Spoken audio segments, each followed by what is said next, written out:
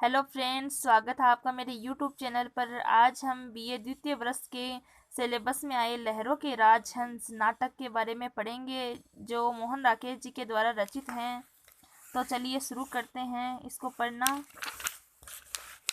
देखिए, इस नाटक में प्रमुख पात्र है कर्मचारी हैं इसमें दो, श्वेतांग और श्यामांग, और नंद की पत्नी है सुंदरी, दासी है अलका, गृहाधिकारी है शशांक, बुद्ध का सौतेला भाई है नंद, नंद का एक मित्र मैत्रेय, दासी है निहारिका, बुद्ध का शिष्य है भिक्षु आनंद। इसमें देखिए स्थान और समय देखिए। हम सबसे पहले पहला अंक पढ़ेंगे, जिसमें कपिल वस्तु राजकुमार नंद के भवन में सुंदरी का कक्ष, रात उतरने का समय होगा। तो हम सबसे पहले पहला अंक पढ़ते हैं, आगे दूसरा और तीसरा अंक पढ़ेंगे। तो देखिए, पर्दा उठने पर अंधेरे में सुनाई देता समवेत स्वर, धम्मं शरणं गच्छामि, संघं शरणं गच्छामि, बुद्धं शरणं गच्छामि। प्रकाश होने पर राजकुमार नंद के भवन में सुंदरी का कक्ष, रात उतरने का समय। सामने से देखने पर पीछे दाईं ओर चबूतरा, बाईं ओर झूला तथा एक मत्स्याकार आसन है। आगे दाईं ओर मदिरा कोष्ठ तथा बाईं ओर श्रृंगार कोष्ठ। आगे और पीछे दो अलग अलग भागों में दो दीपाधार, एक के शिखर पर पुरुष मूर्ति बाहें फैली हुई तथा आंखें आकाश की ओर उठी है, दूसरे के शिखर पर नारी मूर्ति बाहें सिमटी हुई तथा आंखें धरती की ओर झुकी हुई। उद्यान का मार्ग बाईं ओर से, बाहर का मार्ग सामने के द्वार से निकलकर गवाक्ष कक्ष के अन्य भागों में जाने का मार्ग दाईं ओर से। साज सज्जा में कामोत्सव का स्पर्श, कई एक कर्मचारी फूल सजाने, कोष्ठों को व्यवस्थित करने तथा मुद्राएं अंकित करने आदि में व्यस्त। साज सज्जा में कामोत्सव का स्पर्श, कई एक कर्मचारी फूल सजाने, कोष्ठों को व्यवस्थित करने तथा मुद्राएं अंकित करने आदि में व्यस्त। श्यामांग पत्तियों के ढेर में उलझा हुआ तथा श्वेतांग अग्नि काष्ठ से दीपक जलाता हुआ।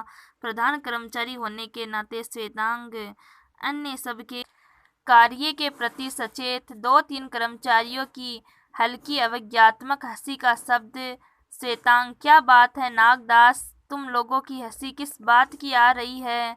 चलो सब एक दूसरे से दूर खड़े होकर काम करो। निहारिका, तुम काम कर रही हो या अपने हाथों की मेहंदी उतार रही हो? आंखें नीची रखो और हाथों को देखकर काम करो। ओ है शेफालिका, तुम्हें बस इतने से फूल मिल पाए हैं आज के लिए। आज का कामोत्सव इस भवन का सबसे बड़ा उत्सव होगा। यह बताने पर भी तुम्हें कुछ समझ नहीं आया? यह कहने पर भी कि देवी सुंदरी आज स्वयं हर कार्य का निरीक्षण करेगी, तुम्हारे मन में कुछ भी विशेष उत्साह नहीं जागा? बीजगुप्त, इतनी समझ तो तुम्हें स्वयं होनी चाहिए कि प्रवेश द्वार पर मुद्राएं अंकित नहीं की जाती। इससे तो जो अतिथि आएंगे उनके वस्त्रों पर भी मुद्राएं अंकित होती जाएगी। तुम एकटक मेरी ओर क्यों देख रहे हो मंदारक? नहीं नहीं नहीं, मुझसे कुछ पूछो नहीं, मैं इस समय तुमसे बात नहीं कर सकता। यहाँ जिसका काम पूरा होता जाए उसे स्वयं चाहिए कि दूसरे भाग में जाकर काम करने लगे। मैं एक एक से कहूँ तभी नहीं, यहाँ से जाना है। शेफालिका, बीजगुप्त और नागदास एक एक करके चले जाते हैं। तुम फिर मेरी ओर देख रहे हो मंदारक? काम से बचने का यह अच्छा उपाय तुमने ढूंढ रखा है। आदमी जब भी तुम्हारी ओर देखे तुम्हें अपनी ओर देखता पाएगा। जाओ जाओ, उधर जाकर किसी और को देखो, काम तो कभी ठीक से करोगे नहीं। हाँ हाँ हाँ, मुझे पता है, इस भवन में तुम्हारे जितना काम कोई नहीं करता। इस समय जाओ और कम से कम मुझे अपना काम करने दो। मंदारक असंतुष्ट भाव से सिर हिलाकर चला जाता है। और तुम श्यामांग, तुम्हारी उलझन अभी समाप्त नहीं हुई। श्यामांग पत्तियां तोड़ने सुलझाने में व्यस्त, मुझे तुमसे ईर्ष्या होती है।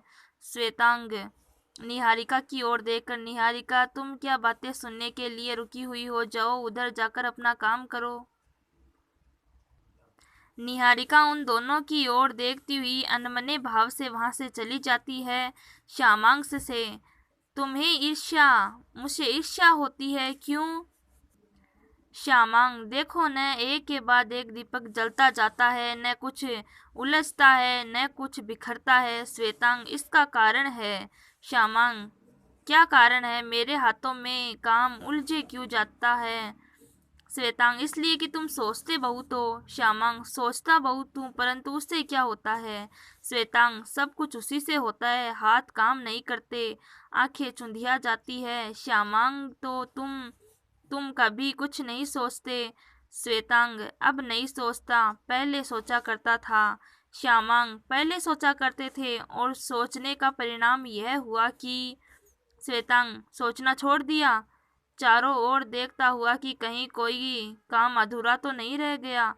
आदमी काम करना चाहे तो उपाय यही है, एक राज कर्मचारी के लिए विशेष रूप से। श्यामांग, तो तुम कहना चाहते हो कि मुझे भी सोचना कुछ नहीं चाहिए, माथे को उंगलियों से मलकर? पर मैं कब सोचना चाहता हूँ बिना चाहे मस्तिष्क सोचता रहे तो आदमी कर क्या सकता है? श्वेतांग, बिना चाहे तो मस्तिष्क सोचता ही रहता है। न सोचने के लिए वैसा चाहना पड़ता है, प्रयत्न करना पड़ता है। श्यामांग, प्रयत्न करना पड़ता है, कुछ असहाय सा और प्रयत्न आदमी से न बन पड़े तो? श्वेतांग, तो सब कुछ उलझता रहता है। पल भर उसकी ओर देखता रहकर, लाओ पत्तियों का यह ढेर मुझे दो, मैं सुलझा देता हूँ। अग्निकाष्ठ उसकी ओर बढ़ाकर, तुम दीपक जलाओ।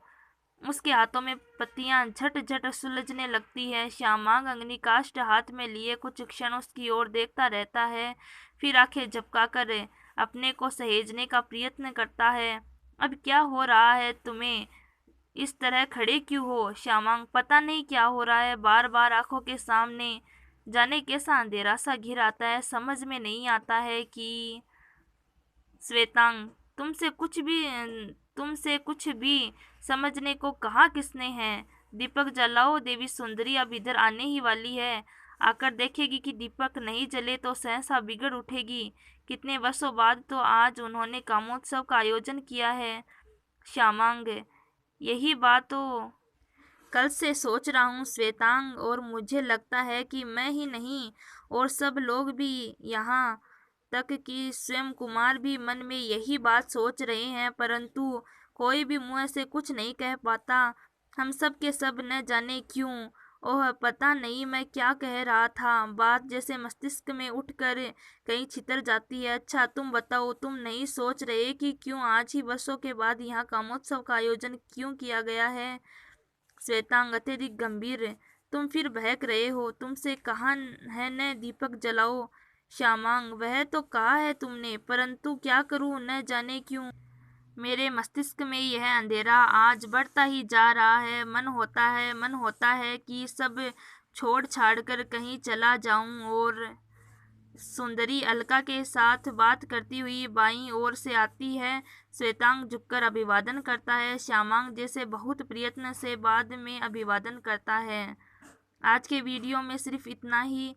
मेरे अगले पार्ट में इस जो ये नाटक है उसको देखिएगा। धन्यवाद।